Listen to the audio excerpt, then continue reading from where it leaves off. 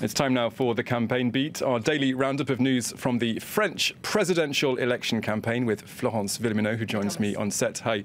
And both finalists were invited, of course, this Tuesday by the French president to attend that special ceremony in honour of the policeman killed on the Champs-Élysées in last week's terror attack. That ceremony, of course, just ended a short while ago, and one of the symbolic images of that very moving ceremony was seeing both Marine Le Pen, so the candidate for the far right, and the centrist Emmanuel Macron. You can see them both arriving at this ceremony. Of course, they were invited by the president, François Hollande, and it was a very symbolic invitation, a very symbolic appearance for them, perhaps their first step into an official role, while one of the final steps of the French president.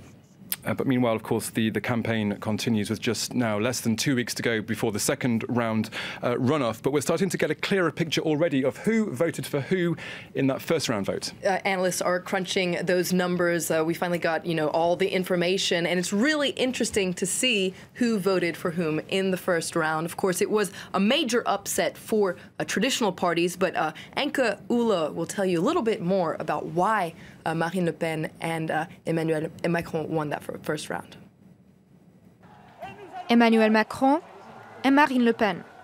The two French presidential candidates have two very different political platforms and two very different support groups.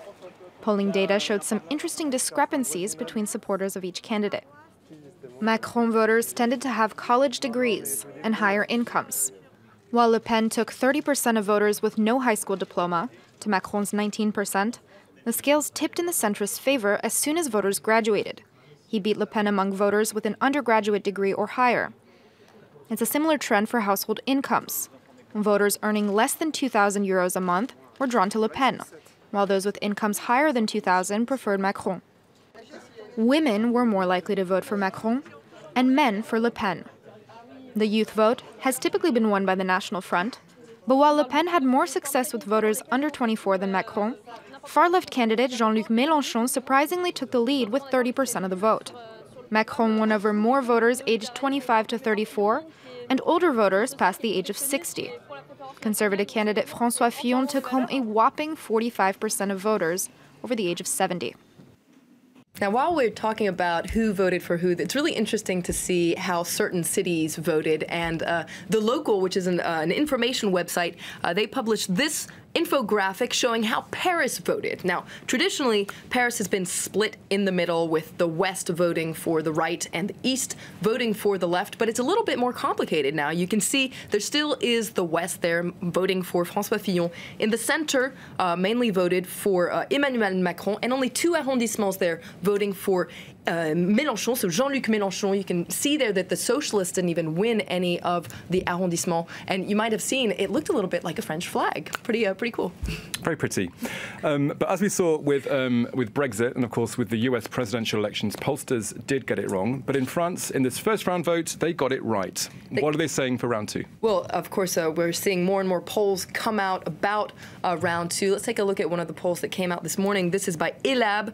You can see if the election were held today, Emmanuel Macron would receive 64% of the vote, Marine Le Pen 36% of the vote. Do keep in mind, though, other polls have come out suggesting the race could be even tighter than that. There was another opinion poll that came out just before I came on set that said that Macron would get 61%, Marine Le Pen 39%. So you can see it's getting quite tight here. A lot of papers are saying that we should be cautious about predicting that result. If we take a look here at Le Parisien, they're saying, watch out, rien n'est joué, tout n'est pas encore joué. Nothing is decided yet. It's not a done deal for Emmanuel Macron. And in fact, he has come under criticism for celebrating his victory in round 1 a little bit too much.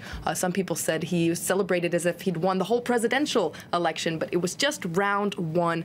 Le Parisien has a warning. You're not in the Élysée just yet. Don't pop the champagne.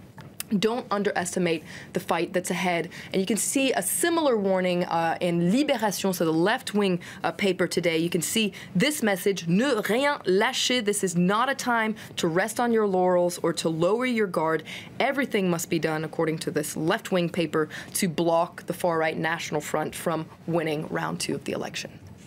Of course, Emmanuel Macron has been benefiting from calls to block the far-right National Front from both the left and the right wing. The president himself, François Hollande, saying he is going to vote for Macron. That's not a real shocker because Hollande had already hinted that that's where he wanted the direction to go. Now, I was telling you about this yesterday. It's this traditional alliance that exists between the left and the right. It's called the Front Républicain, the Pacte Républicain, a traditional alliance to block the far-right National Front in elections. And indeed, on election night, several candidates, like the socialist Benoît Hamon, called on people to vote for Macron. Now, you can see these polls saying that, at least concerning Hamon, this is a stock of votes that Macron is going to be able to count on in round two. You can see this poll saying that he could get about 93% of the socialist votes in round two. It's a similar picture if you look at the far left. Do keep in mind, though, that the far left candidate, Jean-Luc Mélenchon, has been very ambiguous. He's holding out on any kind of endorsement and, in fact, has drawn a lot of criticism for not calling on his voters to support Macron in round two. You can see this poll suggesting that 77% of his voters would go to Macron in round two. So Macron can still count on the support of far-left voters, according to these polls.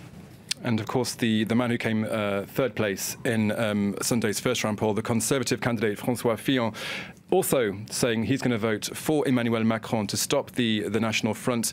But his party is a little bit more nuanced. Les Républicains held, I guess, what you called a crisis meeting yesterday to establish their position ahead of round two. And they were more nuanced in a communiqué. They called on voters to block the National Front, but they didn't explicitly mention Macron. So a slight nuance there. But you can see these polls also suggesting that the majority of votes would go to Macron, but still quite a chunk of Fillon's votes, 37%, would end up going to Marine Le Pen. So a little bit more split for les Républicains. Let's talk about the far-right leader, Marine Le Pen. She's criticised this kind of strategic or tactical voting. She sure has, and she has hit the ground running, campaigning, swinging out at Emmanuel Macron yesterday, for instance. She accused him of not being patriotic enough. And as for this Front Républicain, well, take a listen to what she thinks about it. Yeah, everyone's talking about this old rotten alliance that nobody wants anymore, that French people rejected with rare violence. They're trying to rally around Mr. Macron. And I almost want to say, so much the better. Now, Marine Le Pen is also playing her own strategic games as well. Yesterday, for instance, she announced that she's temporarily stepping down as head of the far-right National Front, and this is seen as being a move to try and embrace a wider range of potential voters ahead of that May 7th runoff. So a lot of strategic moves happening on all sides. Okay, Florence, thank you very much. That's all we have time for. You can check out this episode of The Campaign Beat on our website. The address there, as usual, www.france24.com/en. We'll, of course, be giving you more updates day to day until that crucial final runoff between Macron and Le Pen on Sunday, May the 7th.